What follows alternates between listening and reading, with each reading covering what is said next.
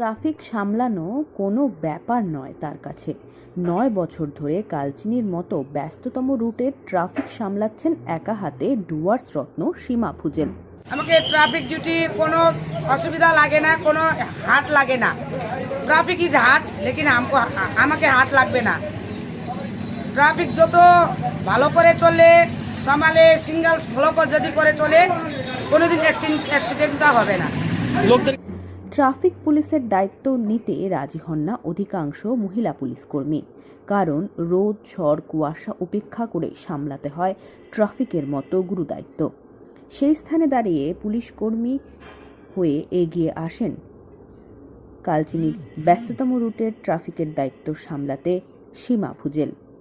লোকদেরকে আমি বুঝাই, ভাই 1 লেফট যাও, এরকম করে যাও, ইন্ডিকেটরটা জ্বালাও, আপনার লোকেশন কোথায় যাবে, ইন্ডিকেটরটা না দেখাইলে আমরা কি করে বুঝবো ট্রাফিক আপনি কোথায় যায় না যায়, এরকম করে বুঝাই আমি।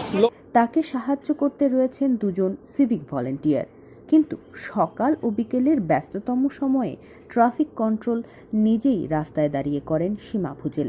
তিনি এলাকায় আসার পর দুর্ঘটনা ঘটে না বললেই চলে। হাতে লাঠি ও মুখে বাঁশি নিয়ে গাড়ি চালকদের দেখিয়ে দেন রাস্তায় চলার ধরন। ট্রাফিক সামলাতে গিয়ে লাঠি দিয়ে নানান কেরামতি দেখান তিনি, যা দেখতে পছন্দ করেন গাড়ির চালক ও পথচারীরা। এই বিষয়ে ট্রাফিক পুলিশ সীমা ভুজেল জানান, রাস্তায় অনেক নতুন গাড়ি ও বাইক চালক থাকেন, ভুলটা তারা করবেন সেটাই স্বাভাবিক।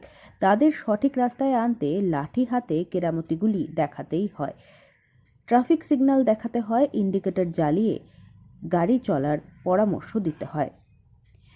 তিনি গর্বের সঙ্গে বলেন, তিনি দায়িত্ব নেওয়ার পর এলাকায় কোনো দুর্ঘটনা ঘটেনি। কালচিনির এই রাস্তা ধরেই যেতে হয় রাজাভাতখাওয়া, আলিপুরদুয়ার, হাসিমারা, জয়গা। বাস, যাত্রীবাহী গাড়ি, বাইক এবং পণ্যবাহী গাড়ি সবই এই রাস্তা ধরেই চলাচল করে।